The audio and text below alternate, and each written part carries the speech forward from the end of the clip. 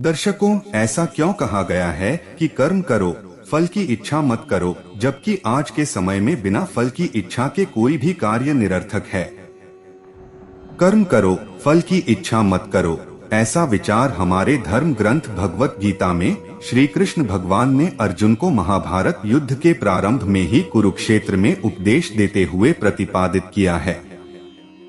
दर्शकों, आज के समय ही नहीं, आदिकाल से ही मानव अपनी विचार शक्ति और बुद्धि के कारण फल की इच्छा से ही कार्य करता रहा है।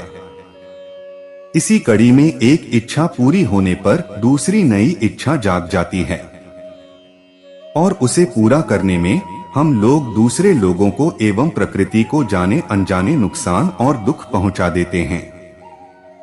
दूसरों को दिए दुख एवं सुख के कारण हमें भी भविष्य के जन्म जन्मांतर में अन्य अनेक जीवों के शरीर प्राप्त कर कष्ट भोगने पड़ते हैं और सुकर्मों की वजह से सुख समृद्धि भी प्राप्त करते हैं। इसी भाव को प्रकट करते हुए आगे कहा गया कि कर्म प्रधान विश्व करी राखा, जो जस करे सो तस फल चाखा। दर्शकों, ऐसा हिंदू धर्म में विशेष रूप से महत्व दिया गया है। धार्मिक आस्था एवं विश्वास के कारण आगे बात बढ़ाई गई कि यदि हम कर्म करते हुए फल की इच्छा ना रखें तो कर्म फल की कड़ी टूटेगी। फल प्राप्ति ना होने से अन्य जीवों के रूप में जन्म नहीं होगा और मानव जन्म में ही बुद्धि विवेक के प्रयोग से फल लेना या न लेना संभव हो सकता है। अन्य जीव शरीरों में संभव नहीं माना जाता है। यह बहुत ही उच्च मानसिक स्थिति है कि अच्छे कर्म करके अच्छे फल प्राप्त करें, कर्म करते हुए किसी को कष्ट न पहुंचाएं, या फिर कर्मफल को ईश्वर को अर्पित करें, अर्थात सारे कामों को ईश्वर का मानकर करते रहें। कभी ये ना कहें यह काम मैंने किया है, बल्कि ईश्वर की इच्छा से हुआ है, ईश्वर ने मुझे माध्यम बनाया है। दर्शकों, यही जीवन की साधना है, विवेक है, तपस्या है और धारण करने योग्य धर्म है। यह बहुत कठिन मार्ग है और उच्चतम आदर्श वाला लक्ष्य है, जिसे अर्जुन को समझाते हुए श्री कृष्ण कहते हैं कि अधिक विचार ना करते हुए युद्ध करो, सारी सेनाएं योद्धाओं सहित मरेंगे ही मरेंगे, तुम माध्यम यानी निमित्त बनो और यश प्राप्त करो। फल की इच्छा से कर्म करना मनुष्य के लिए बिल्कुल स्वाभाविक है। फल ही प्रेरित करता है कर्म करने के लिए। अब यदि मनोवांछित फल न मिले तो क्रोध आएगा, यदि मिल जाए तो लालच लोभ आएगा, निरंतर फल मिलता जाए संरक्षित भी रहे तो मोह मेरापन आएगा। अन्य कोई कर्म का अच्छा फल नहीं पा सके, केवल मैंने पाया तो घमंड अहंकार आएगा और इन क्रोध लोभ मद नशा मोह अहंकार में से एक भी आ गया तो बुद्धि विवेक नष्ट हो जाएंगे, जिनके बल पर अच्छे फल प्राप्त हुए थे। इसलिए ये बड़ा गूढ़ और विचारणीय विषय है कि कर्म करो और फल की इच्छा मत करो। बिना फल के कार्य करना अत्यंत ही सार्थक साधना है, वरना कर्म फल का चक्र चलता रहेगा और हम 84 लाख योनियों में घूमते रहेंगे। दर्शकों, कौन सा अर्थ सही है?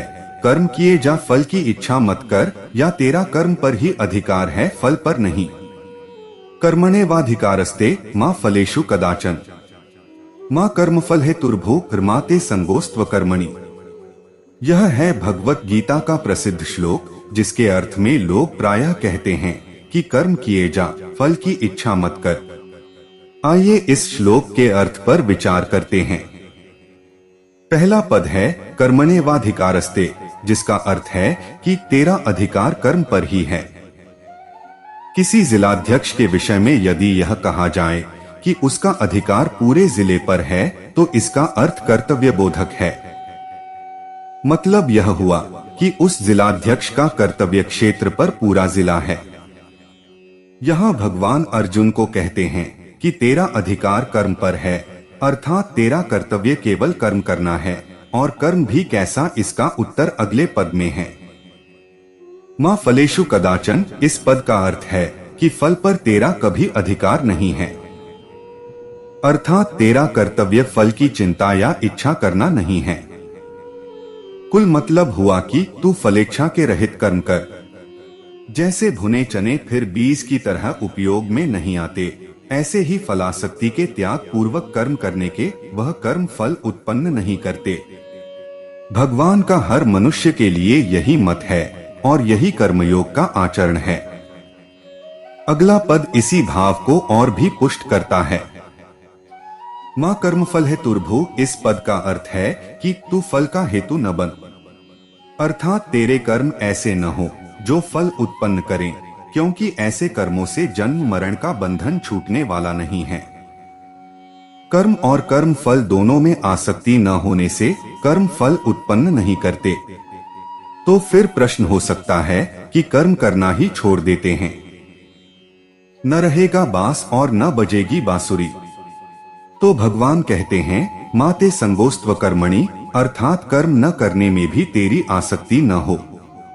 अर्थात कर्म तो करना ही है, क्योंकि भगवान ने गीता में आगे कहा है कि कर्म किए बिना कोई एक क्षण नहीं रह सकता।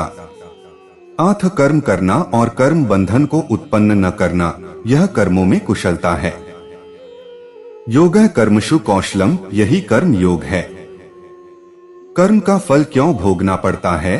क्या यह टल नहीं सकता है? बिल्कुल भी टल नहीं सकता। हम चाहे कितनी भी चालाकियां कर ले, कितने भी होशियार रहें, बेशक पूरी दुनिया की आंखों में धूल झोंक दे, बेशक आप इस बात को जान ना पाएं, बेशक हम सभी अपने कर्मों से अनजान बने रहें, सब भूल सकते हैं, दुनिया भुला सकती है, पर कर्मफल निरंतर चुपचाप एक छाया की तरह अदृश्य शांतचित हमारे संग संग चलता रहता है। मैं शास्त्रों वेदों की बात नहीं करूंगा। मैं आपको वास्तविक दुनिया के कई उदाहरण दे सकता हूं। मैंने देखा है और विचारा भी है कि कर्मफल कभी टला नहीं है। अपने आसपास कई लोगों को कर्मफल भुगतते देखा है मैंने, पर वो खुद इसे समझ नहीं सके। मेरे पास में एक केमिस्ट शॉप को नशीली दवाइयां बेचते देखा, अब भी बेच रहे हैं। और अंजाम ये हुआ कि उसका बड़ा लड़का विवाह उपरांत अपनी पत्नी के साथ अलग जा बसा।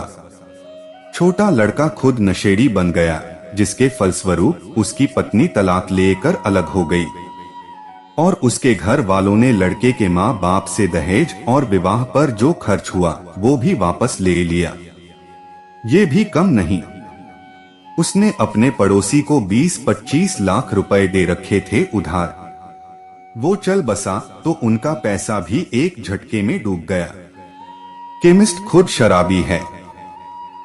मैंने ऐसे व्यक्तियों को देखा जिन्होंने गलत ढंग से पैसा कमाया और वही पैसा उन्होंने अपने घर परिवार के कैंसर पीड़ित सदस्यों पर खर्च किया, पर फिर भी वो ना बचे। एक पुलिस वाले की बेटी की 2 बार शादी हुई, पर अफसोस दोनों बार वो विधवा हुई। यहाँ मैं किसी की आलोचना नहीं कर रहा और ना ही निंदा का रस भोग रहा हूँ। ये कुछ चंद वाक्य बताए सिर्फ ये आगाह करने के लिए कि कर्म फल को हरगिज टाला नहीं जा सकता। टालना हमारे बस में है ही नहीं।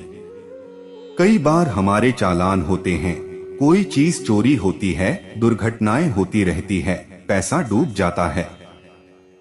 बस खुद के अनुभव से इतना ही बता रहा हूँ कि जिस तरह बुराई का फल बुरा होता है, उसी तरह अच्छाई का फल भी अच्छा होता है। ये फल हमें कभी भी कहीं भी किसी भी रूप में भुगतना पड़ेगा ही। सिर्फ और सिर्फ एक कंडीशन पर ये टल सकता है। असल में टलेगा तो नहीं, पर इसका दर्द कम जरूर हो सकता है। वो ये कि अगर हम अपनी गलतियों को कबूल कर ले, सहृदय और परमात्मा की शरण में जाएं, आत्मसमर्पण करें और अच्छे कर्म करने शुरू कर दे, तभी हम अपने गलत कर्मों से होने वाली पीड़ा से बच सकते हैं, बशर्ते ईश्वर हमें माफ कर दे। दर्शकों, हम सब बचपन से सुनते आए हैं कि हमें सिर्फ कर्म करना चाहिए और फल की चिंता नहीं करनी चाहिए। आज के भौतिक युग में इस बात की कितनी प्रासंगिकता है। आप वहां पहाड़ सर पर उठाकर लोगों को अपने विशेष प्रतिबंधित शाकाहारी होने का दम्भ सहित परिचय दें और ये कहे कि मेजबान को तमीज नहीं है कि लोगों को बुलाया कैसे जाता है और उनके खाने का ख्याल कैसे रखा जाता है। इतना सब करने के बाद आप जिन शाकाहारी भोज्य पदार्थों में प्याज, लहसुन इत्यादि नहीं है, जैसे कॉफी, दही बड़े, पापड़, चटनी, हलवा, रसगुल्ला, आइसक्रीम आदि को गुस्से सहित ग्रहण करें। यह सकाम कर्म है।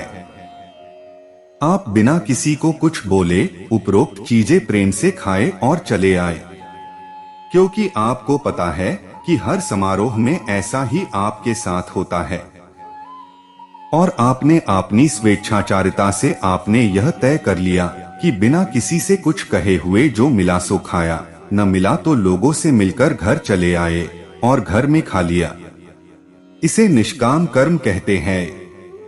इस स्थिति में आप 3 प्रकार से प्रतिक्रिया कर सकते हैं।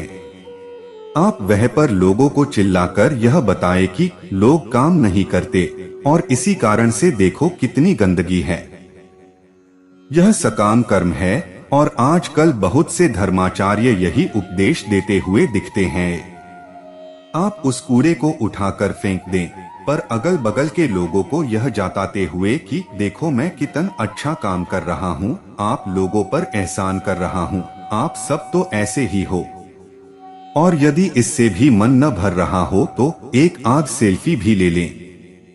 यह भी सकाम कर्म है जिसमें यश की महत्वाकांक्षा है।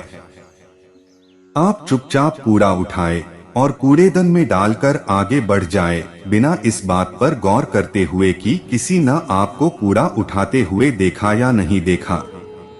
यह निष्काम कर्म है। इन 2 उदाहरणों से एक ही कर्म कैसे सकाम यानी फल इच्छा सहित या निष्काम यानी फल इच्छा रहित हो जाता है।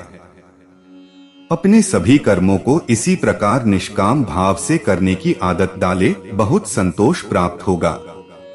दर्शकों, एक इंसान की नाव जब डूबी और वह एक निर्जन द्वीप पर लगा।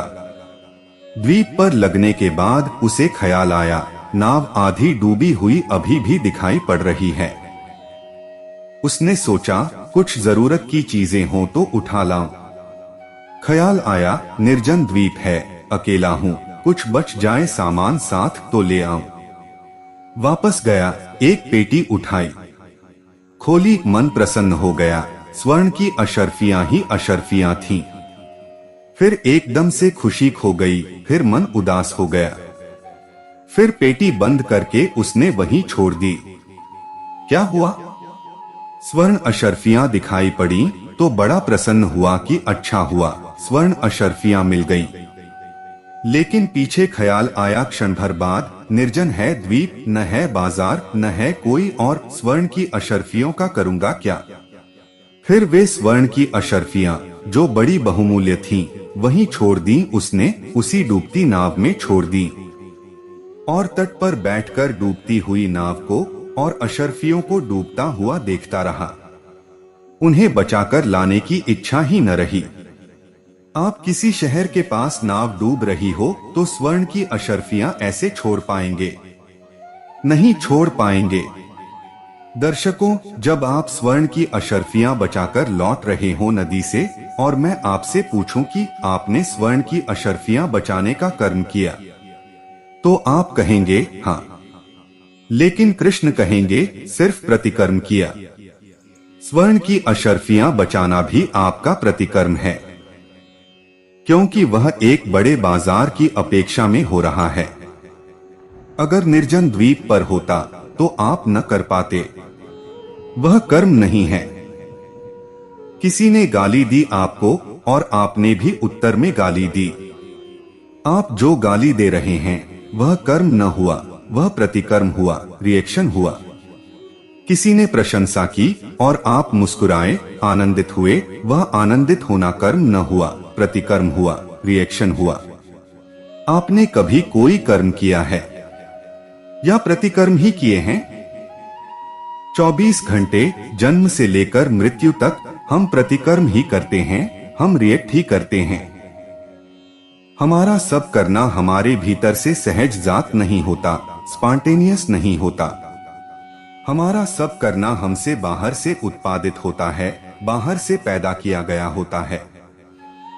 इसको ऐसा लें, किसी ने आपको गाली दी और अगर आप गाली का उत्तर देते हैं तो थोड़ा सोचें, यह गाली का उत्तर आपने दिया या देना पड़ा। अगर दिया तो फिर चाहकर कोशिश करके देखें, तब आपको पता चलेगा।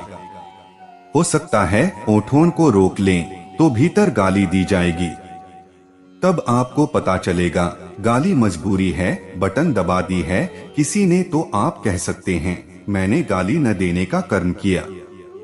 कृष्ण जिसे अकर्म कहते हैं वह आंतरिक मौन है, वह अंतर में कर्म की तरंगों का अभाव है, लेकिन बाहर कर्म का अभाव नहीं है।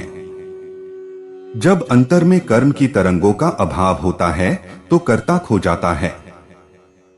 अगर भीतर कर्म की कोई तरंगे नहीं हैं, तो भीतर का कर्ता भी विदा हो जाता है, तब बाहर कर्म रह जाते हैं, लेकिन वे कर्म कर्ता शून्य होते हैं। उनके पीछे अकर्ता होता है, अकर्म होता है, और चूंकि पीछे अकर्ता होता है इसलिए प्रत्युत्तर से नहीं पैदा होते वे सहज जात होते हैं। जैसे वृक्षों में फूल आते हैं, ऐसे उस व्यक्ति में कर्म लगते हैं। आप में कर्म लगते नहीं, दूसरों के द्वारा खींचे जाते हैं। हमारा सारा कर्म प्रतिकर्म है, इसे अगर ठीक से देख लिया तो हमारा सारा अकर्म भीतरी कर्म बन जाता है, यह भी दिखाई पड़ जाएगा। दर्शकों, हमारे सामने यदि कोई लक्ष्य है जिस पर हमको मन केंद्रित कर कर्म करना है, तब हमारे मन की दौड़ उस लक्ष्य की ओर ही होनी चाहिए, ना कि हमें उसके बाद हमें क्या हासिल होगा, जैसे कि तब हमें क्या फल मिलेगा। फल की इच्छा अपने समय से पहले यदि आ जाती है तब हमारे कर्म की सोच को कमजोर कर देती है, यानी हमारा मन भटकने लगता है जिसका हमें कुछ पता भी नहीं होता।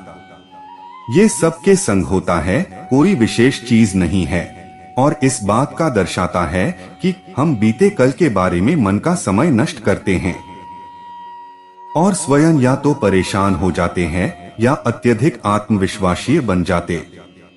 अपने पहले कभी के कर्म किए पर फल प्राप्ति से जो की ना समझी होती है। दर्शकों, आत्मविश्वास में भूल हो रही है, क्योंकि कल की सफलता किसी दूसरी परिस्थिति में कुछ और कारणों से मिली थी जो आज बदल गई है, लेकिन उस बदली स्थिति को भौतिक इंद्रियों से भरा मन सही नहीं देख पाता है। बीते कल के साथ हम आने वाले कल को भी नहीं भुला रहे, और हमें बिना सही कर्म किए या उसको बिना सही आके हुए हमारे लिए महत्वपूर्ण फल पाने का ध्यान हो जाता है। अर्जुन को केवल चिड़िया की आंख दिख रही थी, चिड़िया भी नहीं। इसको एकाग्रचित मन कहते हैं, जब हमारा मन बस एक विषय की और ही देख व सुन रहा होता है। ये कला अपने में आत्मविश्वास बनाने की और सीख देती है, जिसको मैं आसान से शब्दों में अपने मन की खिड़कियां खुली रखने के समान होती हैं। हमको वास्तव में स्वयं में भरोसा लाना पड़ता है, जो आत्मचिंतन के बिना नहीं आता, और उसके लिए मन की इंद्रियों से दोस्ती को कम करने की भी शिक्षा लेनी पड़ती है। ये शिक्षा कुछ और नहीं भक्ति से जुड़ी है। भक्ति ईश्वर की या भक्ति अपने कर्म में मनो एक जैसा फल देती है। ईश्वर पर विश्वास और उसके अनुशासन के लिए हमें कुछ नियम बनाकर उसे पालन करने पड़ते हैं, और इसका कारण ही हमारे मन को स्थिर रखने की शिक्षा होती है जब उसकी अति आवश्यकता होती है। जब हम ऐसे ध्यान के गुणवत्ता से अवगत होते हैं और अपने प्रकृति में समाने का यत्न करते हैं, तब हम प्रश्न जिस पे चर्चा कर रहे हैं उसकी महत्वता भी समझते हैं। फल की इच्छा तो नहीं करी, लेकिन ईश्वर के न्याय हमें अपने कर्म के फल में कोई चूक नहीं करता। ये आत्मविश्वास ही जान सकता है, हो सकता है कि हमें फल उससे कहीं अधिक मिले, जिसको अन्यथा दूसरा व्यक्ति आंक रहा होता। यदि फल की इच्छा ही नहीं करी तो फल कुछ भी मिले उससे और भी गुण पैदा होते हैं। जैसे कि कर्म करने के रास्ते में परेशानियां यदि आती हैं, उनका निवारण भी हो जाता है, और उसके साथ कुछ नया भी सीखने को मिलता है जो जीवन में बहुत मदद करता है। इस प्रकार से फल तो मिलना ही है और अच्छा फल ही मिलना है, लेकिन कब मिलना है ये उस ईश्वर के हाथ है, जो कर्म करने वालों को निराश कभी नहीं करता। दर्शकों या कोई भी जो विश्वास, इसकी क्या कीमत होती है। एक सत्यवाद की विचारधारा को समझने के लिए या और अलग समुदाय की जाति की विचारधारा को समझने के लिए जो ना हिंदू विचारधारा में विश्वास करते हैं, ना मुसलमान, न सिख, न जैन, न कोई पंथ, किसी धर्म की विचारधारा में फल की चिंता किए बिना क्या कर्म संभव भी है। इस कथन बोलने वाले में मानसिक रोग क्यों नहीं देखते हैं। कौन सी अज्ञान की शक्ति है जो आपके विचारों को बांध देती है और आस्था के प्रवाह में बहने देती है। आप कृष्ण जी को शक की नजर से क्यों नहीं देखते हैं। इस कथन को शंका की नजर से क्यों नहीं देखते हैं। जब तक आप अपने अस्तित्व को आस्था के नीचे दबा देंगे तो आपका अस्तित्व उभर कर ही नहीं आएगा। क्या ये संभव है। अगर आपकी बुद्धि कहे कि नहीं तो फिर पूछ क्यों रहे हैं। और अगर संभव है तो कृष्ण जी या हिंदू धर्म की गीता की लाज रखने के लिए या इस वीडियो को अपने जीवन में उतारने के लिए क्या कर सकते हैं। सार, मैं वर्तमान इस क्षण में आत्मा हो सकता है, कुछ पल या क्षण के बाद मन कुछ लिखवा दे। यह बात जानता हूँ कि सोई हुई आत्मा को जगाया ही नहीं जा सकता है, लेकिन इतना तो बोध है कि सोई हुई आत्मा को हिलाया तो जा सकता है। इसलिए होश में आए और मेरे जवाब में मेरी आत्मा आपकी आत्मा से क्या कहना चाह रही है उसको समझने की कोशिश करें। एक विशाल हृदय और विशाल बुद्धि से विचार करें। जब तक आत्मा को उसका विशाल रूप नहीं दिखाएंगे, ढोंगी आते जाएंगे और आपको कुछ भी जवाब लिखकर वापस माया अज्ञान में ले जाएंगे। प्रश्न आपकी आत्मा ने किया है, इसलिए विचार भी आपकी आत्मा को विवेक पूर्वक करना होगा। कोई दूसरा क्यों आपके लिए करेगा। भोगी ढोंगी आपको क्या बैरागी की तरफ जाने देगा। तो दर्शकों, उम्मीद करता हूं कि आपको वीडियो पसंद आया होगा और आप हमारे चैनल पर नए हो तो वीडियो को लाइक और चैनल को सब्सक्राइब जरूर करें। आपके एक लाइक से ही हमें प्रेरणा मिलती है और हम मोटिवेट होते हैं। धन्यवाद।